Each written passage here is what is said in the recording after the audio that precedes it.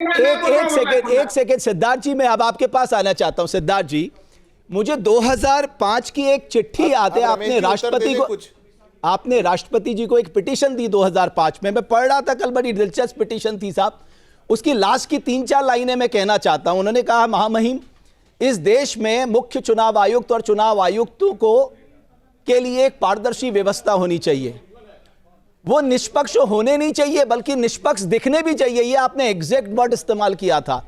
आज चुनाव आयोग की निष्पक्षता को लेकर सवाल है। मुख्य चुनाव आयुक्त की वो निष्पक्ष नहीं है, ये बार बार आरोप लगाए जा रहे हैं। तो आप लोग भी तो यही चाहते थे, आज भी वही सवाल उठ रहे हैं जो आपने 2005 में उठाया, वही आज 2025 में कांग्रेस उठा रही है। बदला क्या?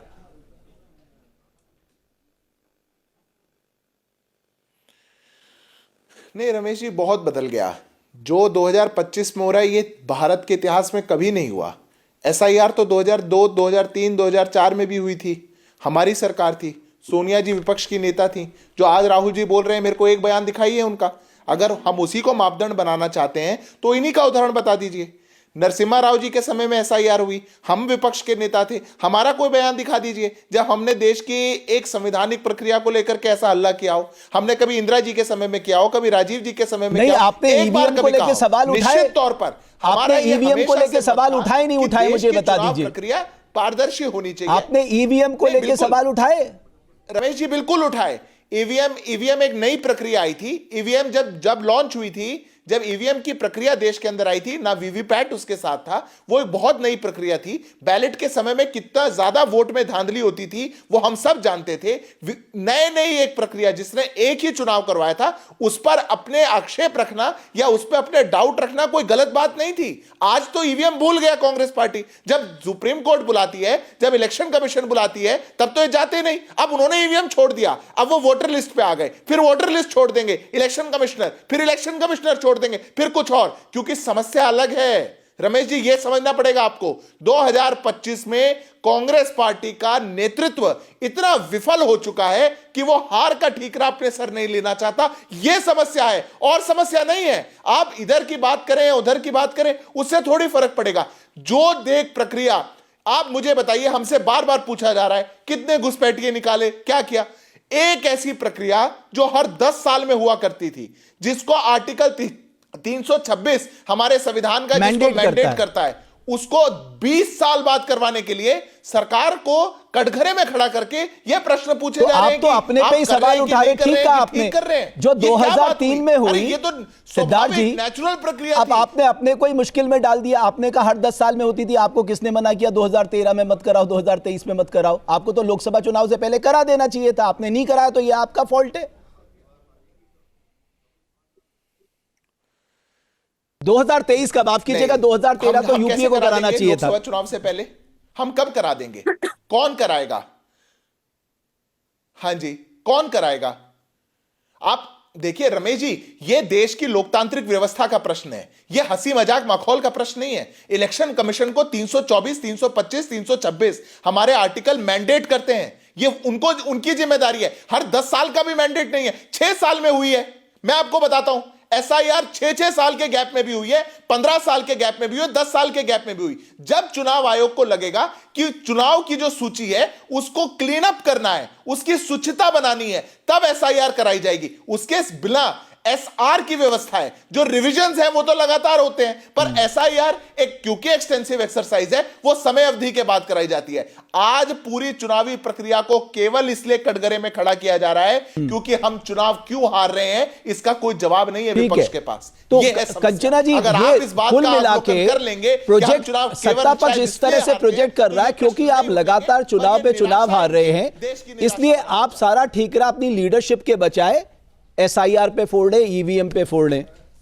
नहीं तो मैं तो सिद्धार्थ जी से पूछना चाहूंगी कि 50 से ज्यादा जो बीएलओस की मौत हुई है, जो आत्महत्या किए हैं या हार्ट अटैक आया है या प्रेशर में अपनी जान ले लिए हैं या शादी में अपने नहीं पहुंच पाए हैं, उन बीएलओ का ठीकरा कहां फोड़ा जाए?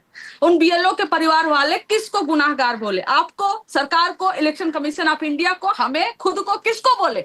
यह भी आप बता दीजिए ना। और हमारी एक बहन है, अभी पता नहीं क्या ज्ञान दे रही थी, बॉर्डर पे कहीं सिक्योरिटी नहीं है, वहां से घुसपैठी आ जाते हैं। आप लोग की लॉजिक की क्या, मतलब वाह वाह करना पड़ेगा भाई। जब कहीं पर बॉर्डर में सिक्योरिटी नहीं घुसपैठी है, वहां से आ जाते, आपको भी मालूम है। तो भाई विपक्ष इसके लिए कैसे जिम्मेदार है?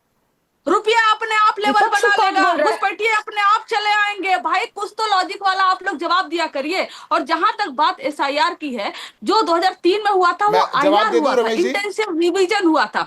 तो आप क्या सिद्धार्थ जी बता सकते हैं कि आईआर जो हुआ था उसमें और आज के एसआईआर का जो फॉर्मेट है उसमें कुछ अंतर है या नहीं है? जमीन आसमान का अंतर है। जो ये अभी का एसआईआर हो रहा है ना, भाई किसने विरोध किया? हमने तो ये सुप्रीम कोर्ट में नहीं बोला ना कि इसको रोक दीजिए। हमने क्या बोला कि प्रॉपर समय दीजिए, लोगों को काम करने का प्रॉपर समय दीजिए, इतना प्रेशर मत दीजिए, लोगों का नाम ना कटने पाए, फर्जी नाम ना हो पाए। क्या आप बता सकते हैं, मैं आपके चैनल पे जितने लोग सुन रहे होंगे, आपके ऑडियंस आपके चैनल पर लिख कर भेज सकते हैं कि किसके फोटो पर जो इनका चुनाव पत्र है, किसके फोटोज पर ब्राजीलियन मॉडल का फोटो है, बता देंगे। आखिर में वो कौन लोग हैं भाई, कौन लोग हैं वो जिनके मतलब ब्राजीलियन मॉडल का फोटोज है उनके आईडी पर? कोई है ऐसा तो बता। ठीक है कंचना जी, जरा सिद्धार्थ जी से जवाब ले लेते हैं। आपने ब्राजीलियन मॉडल पे सवाल उठा, सिद्धार्थ जी जल्दी से बोलिए।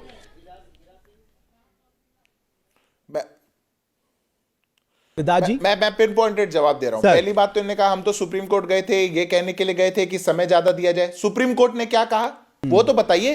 सुप्रीम कोर्ट ने कहा कोई गलत नहीं है प्रक्रिया में, समय अवधि में कोई समस्या नहीं है, डॉक्यूमेंट्स जो मांगे जा रहे हैं कोई समस्या नहीं है, एक आधार कार्ड को और ऐड कर लीजिए, उसकी भी सत्यता इलेक्शन कमीशन चेक करेगा, ये कहा सुप्रीम कोर्ट ने। वहां तो खारिज हो गई, नंबर 1। नंबर 2, ब्राजीलियन मॉडल का लेकर के आए नया ढकोसला, वो तो मीडिया चैनल्स ने ही कर दिया फैक्ट चेक, जाकर चेक किया, झूठे थे, एआई से बनाए। अब कंचना जी आपका मैं बना दूं और उसमें फोटो किसी और की लगा दूं और यही दिखाने लग जाऊं प्रेस कॉन्फ्रेंस में और कहूं कि इसकी कंप्लेंट जाकर के चुनाव आयोग को नहीं करूंगा, कोर्ट में नहीं दूंगा, एफिडेविट नहीं दूंगा, साइन करके नहीं दूंगा, पर मैंने कह दिया है, मेरे आरोप है तो मान लो।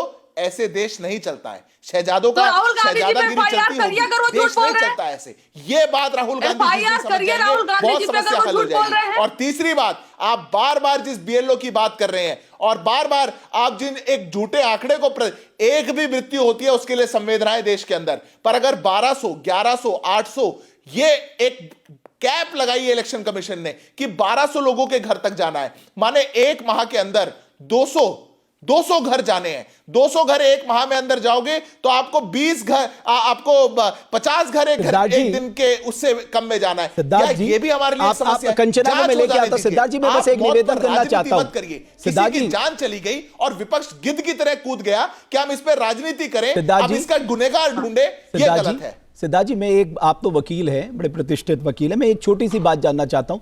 ये कुछ लोग जो हैं कभी दिल्ली में वोट देते हैं, कभी बिहार में वोट देते हैं, कभी हरियाणा में वोट देते हैं, कभी दिल्ली में वोट देते हैं, कभी यूपी में वोट देते हैं, कभी बिहार में वोट देते हैं। एक ही आदमी 2-2, 3-3 जगह वोट डाल रहा है। इनके लिए इस देश में कोई प्रावधान है?